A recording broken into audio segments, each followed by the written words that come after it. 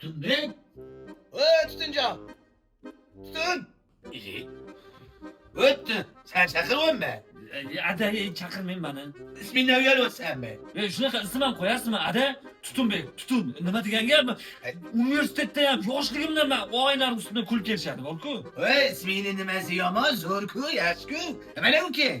Sifat. Sifat. Hadi. Ismingdan olyapsam yomonmi? Zo'r ismim. Shirin bo'lsin degansiz, sifat qo'ygansiz. Sifatli ism-ku. Sifatga hech narsa dotganim yo'q. Nimaga Tutun, Ada Tutun ism ham Tutun bo'ladimi? Mana meniki xo'rozqand nolayotganim yo'q-ku. Sani bobay xo'rozqand deb qo'ygan.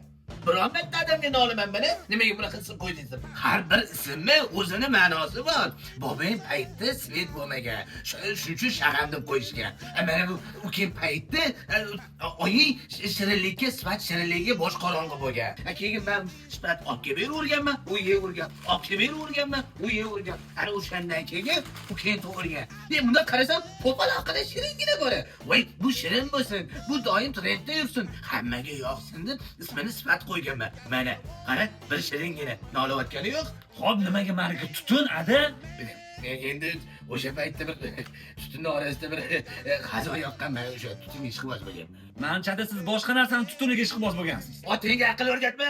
Mana yaqinda o'zing ham farzandli bo'lasan. Ism topish muammo emas. Bunda o'ylab ko'rsang, mana shu Adasi sho'rpodring yem kelyapti. Voy, mana. Yo'q, Ada. Voy, nimasi yomon? O'g'lingdan kimni bolasisan?